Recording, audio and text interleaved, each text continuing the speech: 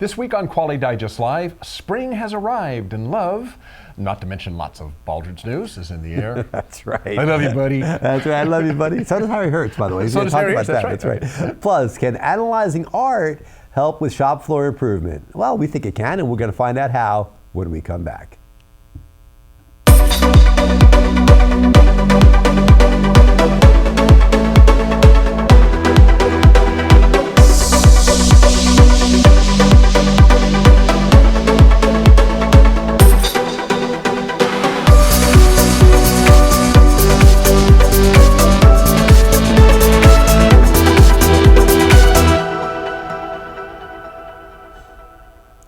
Welcome back to Quality Digest Live for May 4th, 2018. QDL is your weekly look at who and what is making the news in the world of quality. I'm Dirk Ducharme, Editor-in-Chief of Quality Digest. You are. I am. You are Editor-in-Chief of Quality Digest. And I'm Quality Digest Publisher Mike Richmond. Well, we're going to be talking a little bit about the Baldrige Award on today's show. And first and foremost, we want to offer our sincerest congratulations to the 5 organizations that were recently given their Baldrige Awards. And it was the Quest for Excellence is the event at which they do that in Baltimore every April, and they receive their Baldriges. And it's announced back at, I think, the end of the year, like in December.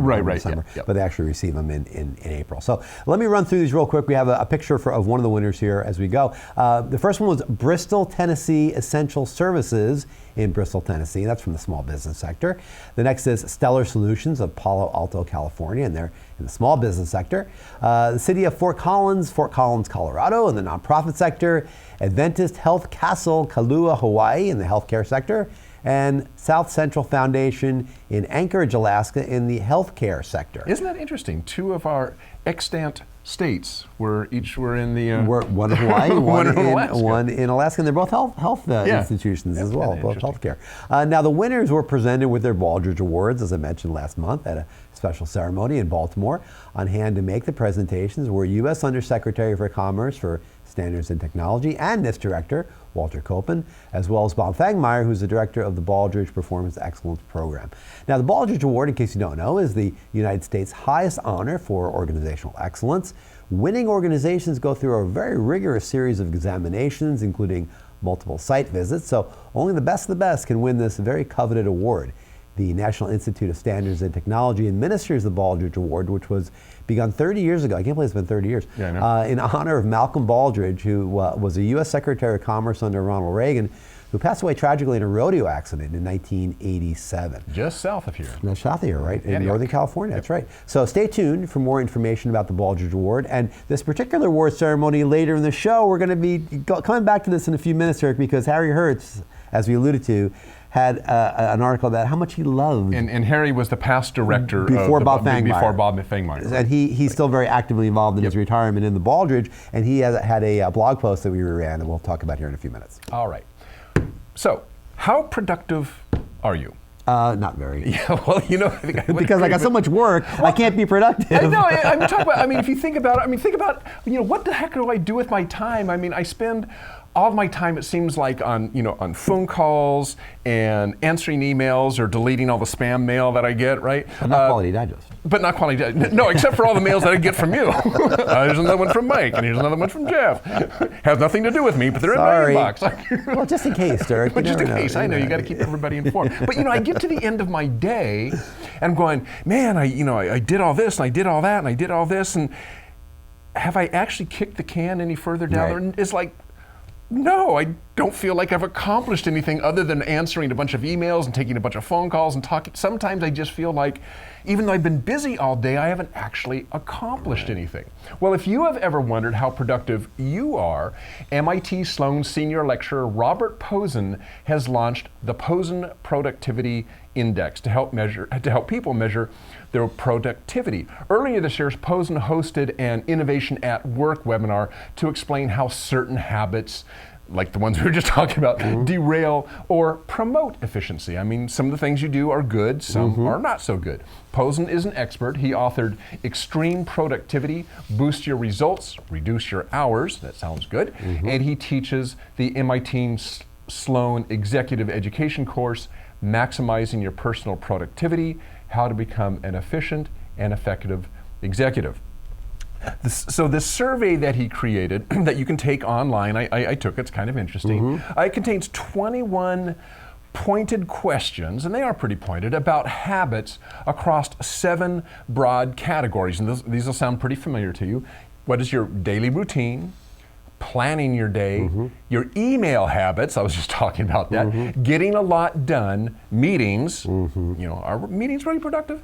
Communication skills, and delegation, another key one. And users can respond to each of the questions that he poses, there's 21 of them, with either mostly, sometimes, or rarely. It takes you maybe 3 minutes to take this, this survey. Scores above 80 are ranked as great, and a total of between 50 and 80 is good, and testers who score below 50 could benefit from a productivity tutorial, or you can buy Posen's latest book. I took the test. It wasn't that good. I got 55. Oh, that's not bad. Well, so you're in the average. Yeah, I'm just below. It's kind of like a C minus. Well, I don't know. I think it's a solid C, Dirk. It's a solid C. Give yourself. That's some what I'm saying. credit. I get to the end of my day and I'm going, so maybe I should buy Posen's book. I might, or take one of his seminars. Well, this is actually a really interesting topic you talk about, because it's one we think about a lot as a small organization, as being efficient. There's that old chestnut. If you want something done, give it to a busy person. Right, we've all heard that one. Right. That kind of ties in with this idea. I mean, when you're, in all seriousness, when you are a person like yourself who has a high degree of specialized knowledge and can really impact strategically an organization, you don't want them doing a lot of this tactical work. Right. You want them to be free to be able to leverage what they do really well, the special skills they have, for the good of the organization. So this is a really big issue for small organizations, and big one, maybe especially small organizations. Well, I think especially for small organizations, because like here at the Digest, and I'm sure if you work for a small company, most of you work for small companies. Everybody wears multiple hats. Sure. So I think for those people, you're probably not going to offload as much. I mean, maybe you could learn to delegate a little bit better. I'm not sure the offloading is as important as learning how to do those tasks that you have to do, like email, to do them more efficiently. How do you handle your email? Is there a good way and a bad way to deal with email, given that, hey, you got to go through it, you got to do something with it. So there are good ways and bad ways to deal with email. There's good ways and bad ways to deal with phone calls. You have to call somebody. Well, how do you do it? So I think organizing your time may be perhaps more important for small companies than delegation, because honestly, in small companies, delegation isn't always an option, because you're going to delegate it to somebody else who's also up to their head. Also their eyeballs in work, and you try to understand that, and that's the other thing I'm saying is, like you mentioned, kind of flippantly, but it's point well taken. I send a lot of email.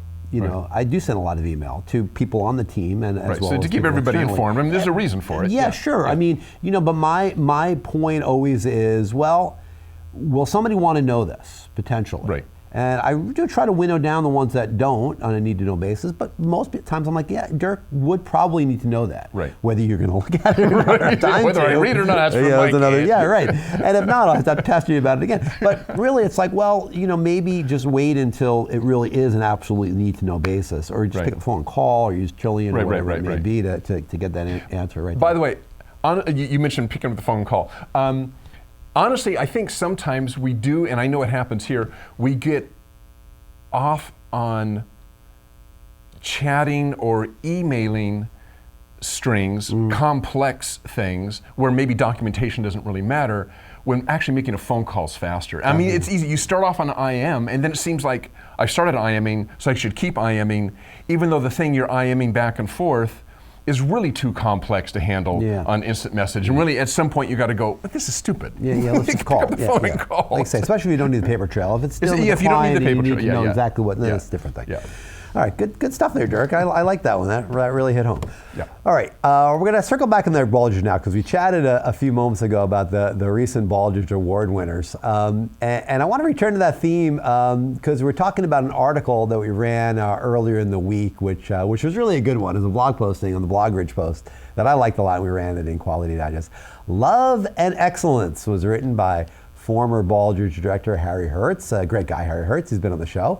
And it's a really inspirational account of his lessons learned from this year's Baldrige Quest for Excellence Conference. And as I mentioned, this is the event at which the Baldrige winners, and there were 5 of them this last cycle, this year, actually received their awards from Walter Koppen and from Bob Pangmeyer, who's Harry Hertz's replacement as current Baldrige director. So it's a really nice ceremony. They receive their awards. There are many speakers. It's a conference, so it's not just an award ceremony. It's a conference wrapped around it. So people talk about their journeys and their quality journeys and why they got to where they were. And as I mentioned in that news item about the winners, it's a very rigorous process. Oh yeah, extremely rigorous. And the ones that win will tell you it's not about the destination. It's about the journey. You hear that a lot. So as Hertz writes. There's always some common themes that emerge from the Quest for Excellence conference, and this year he had 6, and I want to show them to you one after another, because they're all good, and I think some of them are really, really important. All of them are important to remember. The first one is Love Matters. Aww. And that's the title of this article. Love and excellence. I mean, great organizations, they show their love for their employees. They show their love for their customers. They show their love for their communities. They show their love for what they're doing. And love is important, man. I mean, we're emotional people. When you're at work, you're at work, and you're a person at work. So, having love for what you do and understanding what that means and how it connects to your customers and your community is really, really important. And it's gonna be a theme rippling through this. The next one is storytelling. And that kind of aligns with love, You wanna share your story, you wanna share your heart again with your customers, with your fellow employees, with your communities. Where are you coming from? Where are you coming from? Why are you in it? What's your vision? What's your mission for what you do? And those things are always emotional. You don't say our mission is to make money, even though the bosses may think that. I mean, it's like, why? Why are you in business? Why are you doing what you do? And that's really important to have that in the frame of a story.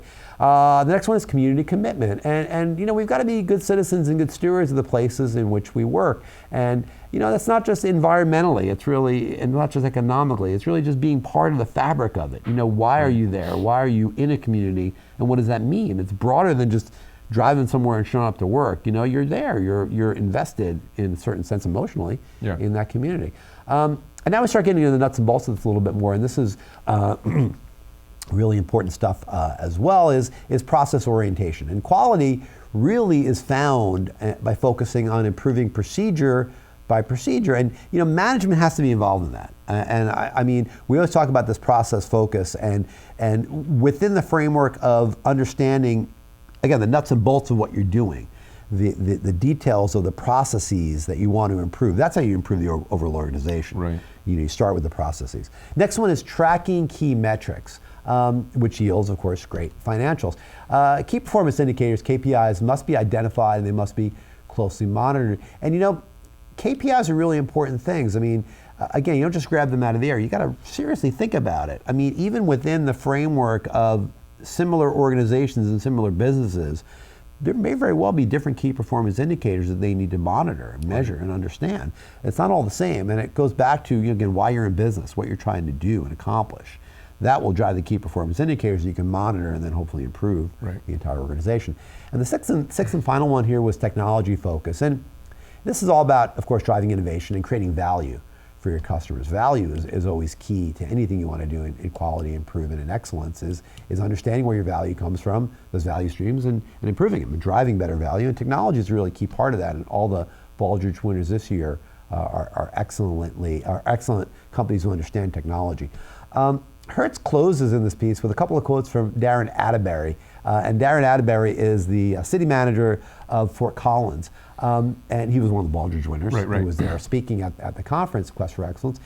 His quote was, one of his quotes was, "Treat metrics as a flashlight to shine attention on an opportunity for improvement, not as a hammer to beat on people, on responsible people or processes." That's very Deming-esque, if you think about that, I mean, drive out fear. I mean, you want to have that focus on what you're doing, not so you can assign blame, but that you can understand what you're doing and you can improve it. And you can work with people who are in the system.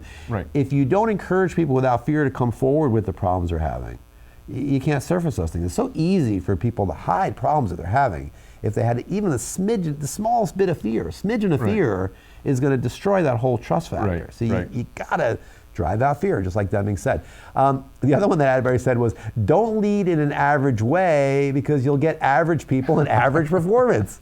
Hertz says it in his piece. Yeah. Why shoot for the 50%? Right. These companies who won Baldridges will tell you that you've got to be very aspirational. You've got to really shoot for the best you can be and better than you ever thought you could be if you're going to achieve this goal. It's a big, hairy goal to win a Baldridge. But even going through the journey of submitting your application, having a site visit, seeing what the opportunities for improvement are and improving, and maybe it takes a couple of cycles. Many companies that win Baldridges started their journey years before. Yeah, right. And then many times they win repeated Baldridges after that. So Baldridge is a great program. I mean, you might want to check it out. If you're a company that is serious about improvement and you haven't checked out the Baldridge, check it out on the NIST site, NIST.gov. And we should say that if you're not interested in going for the Baldridge Award, but you've heard about the Baldridge process, the examiners. You can actually set yourself up for Baldridge examiners to come in, not with an eye towards winning the award, but just from the value of the feedback you get when you're trying to accomplish the goals of the Baldridge Award without necessarily going for the award, and then getting the feedback on how well you've done against those. People say that's worth the money. The OFIs, they call them, the opportunities for improvement, are really key within that, and that's really the heart of what this program is about. The examiners that Baldridge has are top level people. Yeah, in fact, I think they're applying for, or the application's open for, I think, for examiners right too. Now, So it's another good opportunity if you're interested in getting involved, is being an examiner. Okay. Well, you mentioned earlier, shining a light to look for opportunities and to spot both opportunities and possibly stuff that's already being done right. Kind of ties into this next story. The next time you want to identify waste on your shop floor, visit an art museum, says Mary Halleck in her article of the same name. What Halleck means is that in order to see problems, you first need to learn to see. That's right. And we've talked here before several times about the Ono circle, about standing in one spot and just kind of looking around. And there's a lot of value in that if you just stay and kind of stand in one place and absorb your environment without moving for a long period of time, you begin to see things. Well, this kind of takes it a step further. Sometimes you need to learn to see. Seeing is what the visual arts are all about, and that's why she refers to going to an art gallery. If you have ever taken a docent-led tour through an art gallery, you know what I mean. It's amazing what is really behind good art. There is a purpose to art.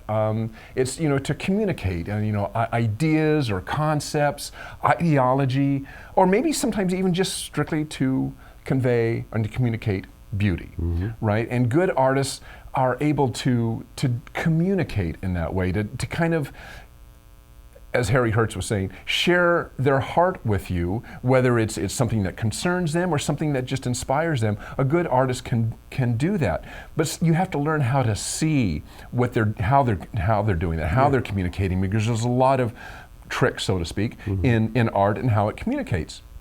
And also you learn what the artist's intent is. And I think we'll get back to artist's intent in just a little bit. If we understand concepts in art education, writes Halleck, we may be able to overcome some of the biases that we have when observing what is taking place on the shop floor. And this is the whole thing behind learning this skill, is to kind of mitigate these biases that we all come in with. And what kind of biases in observation are we talking about?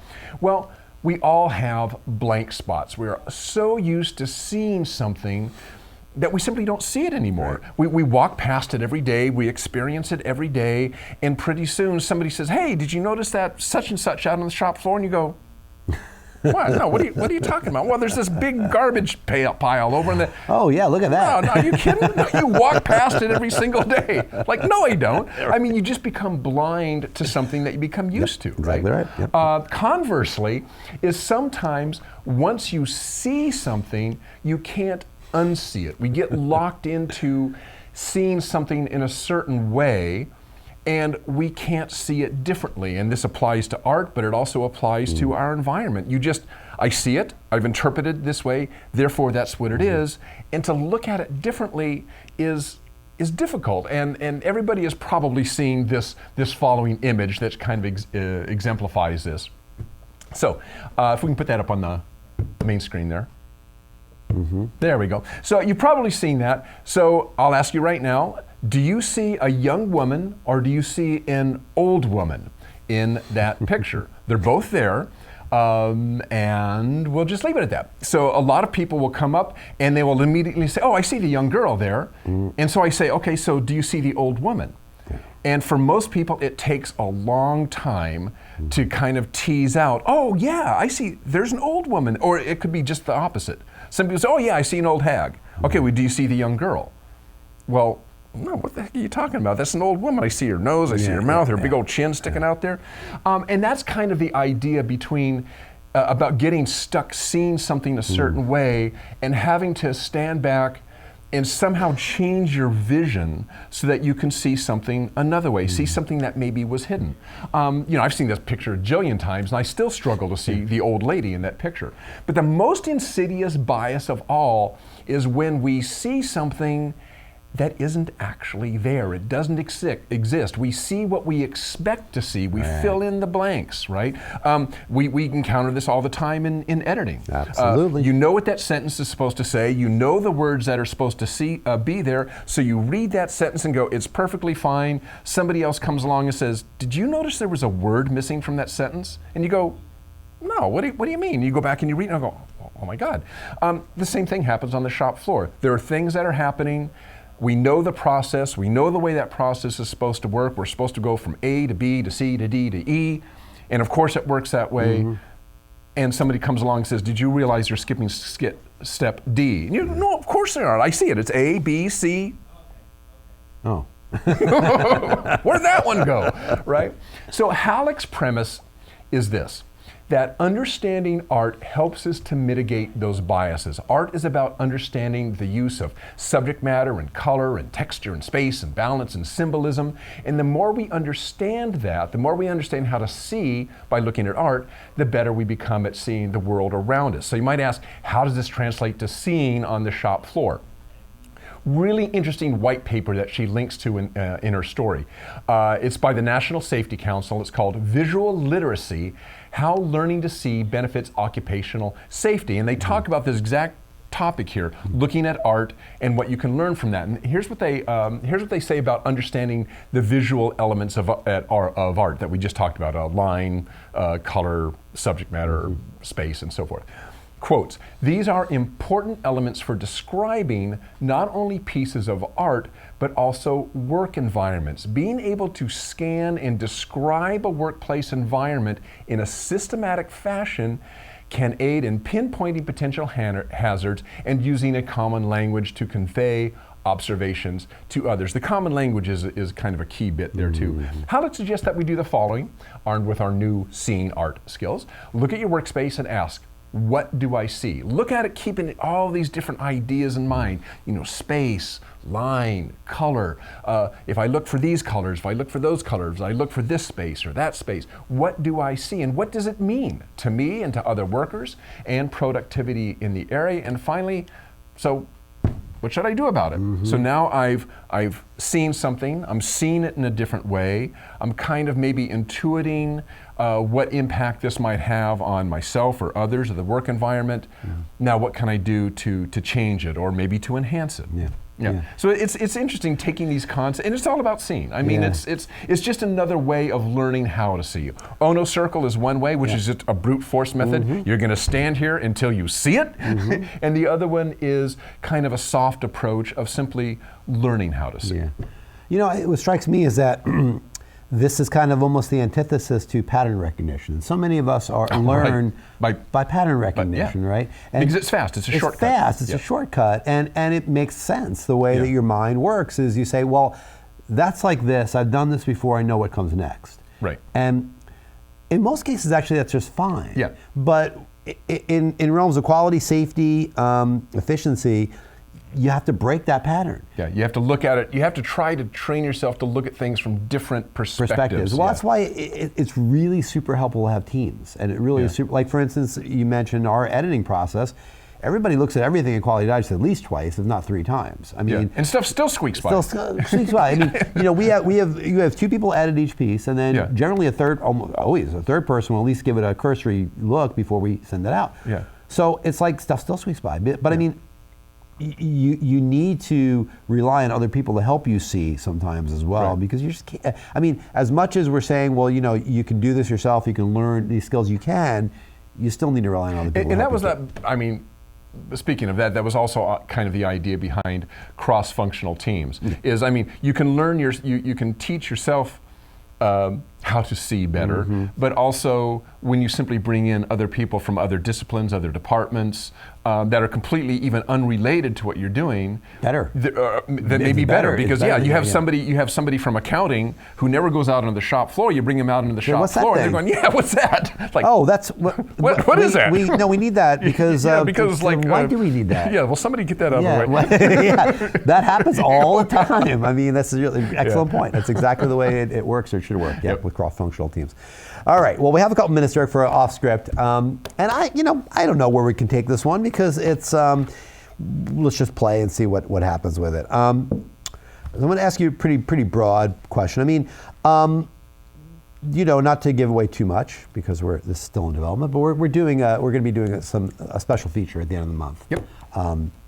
And it's exciting for us because it's a piece of pure journalism that I think you're all going to like when you say it.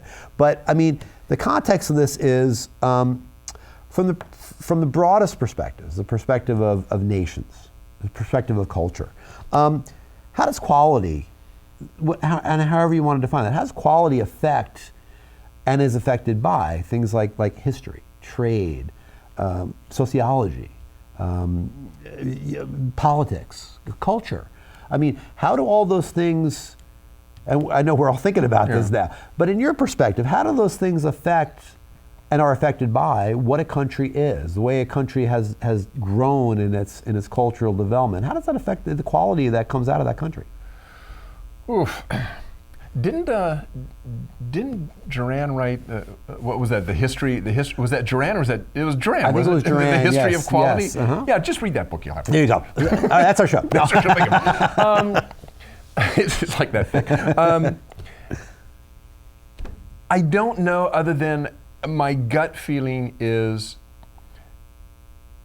quality, like everything else. Getting away from the technical aspect, the let's say the inspection aspect of quality, just the sense of quality, what quality means to me, and versus what it means to somebody else in another culture, I think is cultural. I mean, it depends. It depends on what you've been surrounded with. What is quality meant to somebody in a third world country, which might mean it simply works, as opposed to quality in a first world country where, no, I don't want it only to work, I want it to look good, I want it to last, so on and so forth. So I think there is both a cultural and what's the word I'm looking for? The way you were brought up, your family environment, or whatever you want to say. Genealogy? Not but really, you know what I'm saying. It's the way you were raised within your culture as well as your culture yourself that gives you an expectation of what does quality mean. And look, I mean, I think we've all gone to. I was in. Oh my gosh, I was in Italy quite a while ago, and I had to go to the bank. Right? So, no problem, there's the bank over there. So you go to the bank, and there's a couple tellers, but there's no queues. Yeah. It's just literally a mob. Yeah. And I'm going, whoa, what, how do you know when it's your turn? But everybody kind of understands, oh yeah, you were in front. I mean, everybody was very polite. It wasn't like, a war to get to the teller. Yeah. It just, there were no queues, right? And for me, that's like chaotic. And, where's the quote? Where's the quality in that? Right. Well, for that culture at that time, I'm not sure if it's still like that. This was 40 years ago. It's just the way you did it. Yeah. I mean, the idea of queuing up for a service was, well, no, what are you doing? And so that would seem strange to somebody from the States or from the UK, but for them, Yeah. It's perfectly fine. Right. Not our idea of quality. That's not the way you deliver service. Right. It's like, take a number, ring a bell, whatever, you stand in line, you get that service. Yeah. So I think there is that idea of what is the cultural norm. And again, this is aside from the technical issues of how do you inspect. It's more what are your expectations within the culture. And I think about it historically. I mean, I think about, like, for instance, the United States versus Japan. In the post-World War II era, where American automobile manufacturers obviously totally dominated the automotive industry coming out of World War II. There was like no other major economies left. So I mean, very few that were still intact. So American kind of owned that industry for decades, the 40s, 50s, and 60s. But that reality really did affect the culture of those cars that began to come out in the 60s and 70s, where you saw that decline of quality. Because there was no need. There's no need, to have better quality. What was driving it, That's right. But then when Japan, and this of course culminated in if Japan can, why can't we? That white paper on NBC. That there was an understanding of it for the first time, but that all really sprung out of the fact that American automotive manufacturers had no competition at that time for a long period of time. So that, to me, are some of the things that affect ultimately what a nation's output, quality output, is going to be. And like you say, the expectations of the people within that culture too, the customers in that culture, are really important also. Like I remember, like we were reading something about there was a Chinese toy recall. Several, but there was one big one that we were covering. Mattel, maybe, but it was one we covered a few years back. And one of the quotes was in the piece was like, May's Chinese managers are like, these kids should be happy to have a toy, I mean, so the eye falls off and chokes them. So what? It's like, it's like we didn't have toys at all, They should be happy to have a toy. Well, no, it's strange because we did have, I'm not sure it was that article, but there was an article many years ago that one of our authors, who is somebody who deals with Chinese suppliers. He's Chinese himself, and deals with Chinese suppliers. And he says, you got to understand, kind of that idea, coming from that culture at that time, and where the Chinese have been versus where they are now. He says, this concept, this meticulousness and so forth, he says, it's just, I'm paraphrasing him, but it just doesn't make sense because there's no cultural context of that for them at that time, right? And there is now, by the way. I mean, there's you're hearing it in the news quite a bit, Made in China 2025, which is all about both changing the perception and the literal shape of quality in China. And if you think about the deadly sins of waste, the 7 deadly wastes, I mean, over processing is one of them. Right. That's very much depending on what a culture is. What is overly processed? For one culture, something can be processed to a certain degree. For another culture, maybe it needs to be processed to a higher degree, in order to compete and to satisfy the customers in that culture. It's interesting. Like I say, we're going to be covering this at the end of the month, so I hope a lot of you will be looking out for that. We'll tease it a little bit more as we get closer. Yep, and that is the end of our show. And also a reminder to all of you that we have a webinar coming up for you next week called ISO 20000, Demonstrating Excellence in IT Service Management. The event will be presented by Todd Begarow of DNVGL and Brent Green and Heather Rice of Integration Technologies Group. It happens on Tuesday, May 8th at 2 p.m. Eastern, 11 a.m. Pacific. So keep an eye on your email inbox for registration information. And that is it for today. We will see you next week. That's right. Have a great weekend. So long. Bye.